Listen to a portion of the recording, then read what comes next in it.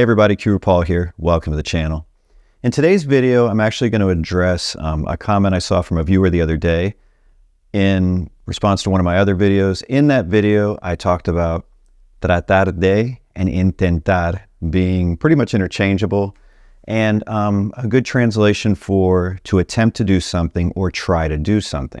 Well, in her comment, she asked if she could use the verb probar in the same way if it was interchangeable. So this is not the first time that somebody's asked me that, because when you look in a dictionary for, to try something, you're going to see things like tratar de, intentar, probar, but they're not all interchangeable, all right? Probar is going to fall into a completely different category. So because of that comment and because people have asked me about it, I thought it was video worthy. So here we are. And I know I just said this, but just to reiterate, tratar de and intentar are basically interchangeable. And they are a great translation for to try to do something or attempt to do something. So you're going to be using these with verbs. Did you try to open the door? You could use this with tratar de, and that would be trataste de abrir la puerta. Or you could use it with intentar. Intentaste abrir la puerta. The key with using tratar de is to remember the de. You see, tratar has a lot of different meanings, and if you forget that de, it means something completely different. So on your word list, you should have tratar de plus infinitive to try to do something, and intentar plus infinitive to try to do something. I've always found it helpful to also include examples on my word list, so you might want to do something simple like the ones I just showed you here on the screen.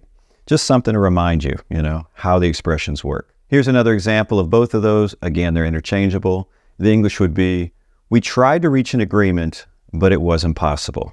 Tratamos de llegar a un acuerdo, pero no fue posible. Or, intentamos llegar a un acuerdo, pero no fue posible. No change in meaning there, folks. It's basically dealer's choice. Let's talk about probar now, okay? Probar is completely different, so just put it in a different category. When I've asked you to attempt or try to do something, you're going to be like tratar de or intentar. Probar is going to be over here. That shouldn't even come to mind, okay? That one's going to be better for to taste something. We're going to use it with food and drinks, to try on something like clothing, to try something for the first time, or to test something, okay? I'm going to show you some examples on how we're going to use this. Let's start with the most common way that I use it, and that is to try or taste food or drinks. ¿Probaste la sopa? Did you try the soup? Did you taste the soup? ¿Quieres probar mi bebida? Do you want to try my drink? No, no quiero probar tu bebida. No, I don't want to try your drink. This is a common one when you want to try on clothing, but in that case, we're going to use the pronominal form. And remember, the pronominal form is just when you see a verb in the infinitive in Spanish, there's a se on it, all right? That's a reflexive pronoun. I want to try on the shirt before buying it. Quiero probarme la camisa antes de comprarla. All right, piece of cake there, right? Here's one more. Did you try on the blouse? ¿Te probaste la blusa? ¿Te probaste la blusa?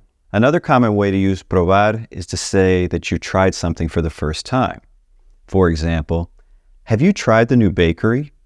¿Has probado la nueva panadería? I'm going to try out my new bicycle. Voy a probar mi nueva bicicleta. You're starting to see how this works? It's not that tough, right? Very different than intentar and tratar de.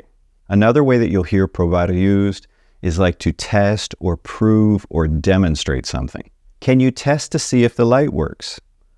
¿Puedes probar si la luz funciona? All right. Now, funcionar is a good verb for if something's working or functioning. It even sounds like English. If you don't already know that one, you might want to pop it on your word list. This is our last sample sentence for the day. Scientific research aims to test and validate new theories. And I know you're looking at that saying, when am I ever going to say this, Paul? Where do you even get these things from? Well, I choose these for a variety of reasons, and I chose this one because I'm going to go off on some tangents, all right? I have not done it so far in the video, but really, I think it's time. So our translation would be, La investigación científica busca probar y validar nuevas teorías. Okay? Not easy to say. It's not the easiest. But I chose this for a few reasons. First thing, right up there in front. Take a look at the English. Scientific research. Look at the Spanish. La investigación científica. You see that definite article there? The la So in Spanish, it's like the scientific research, and in English, we're just saying scientific research. When we talk about, an overall concept like this, in English, a lot of times we're not going to say the, right? Like we're not saying the scientific research. We're saying scientific research. It's the overall encompassing thing. Well, in Spanish, you're likely to see the definite article for that. That's why we have la investigación científica, all right? Also, if we want to say like Catholicism, right? That's an overall concept. In English, we wouldn't say the Catholicism, but in Spanish, you would. El catolicismo. Think of that overall concept. And if you start to think about that when you're looking at different things in Spanish, you'll start to see that definite article is being used. The next thing I wanted to point out here is that verb right there, busca, which comes from buscar, which means to look for. And we most often use this when we're looking for something, right? Estoy buscando mis llaves. I'm looking for my keys, that sort of thing. But here it's being used in a different way. That's why I chose this example, folks. It's being used like to seek to do something, to aim to do something. And it is a really good way to use the verb buscar. So here we have la investigación científica busca probar y validar. What is it looking to do? It aims to prove and validate, or it's looking to prove or validate. Just another way that you can use a verb that you already know in a different way. Well, that's it for the video. I hope you enjoyed it. If you did, just do me a favor and give it a thumbs up. And until next time, hasta luego.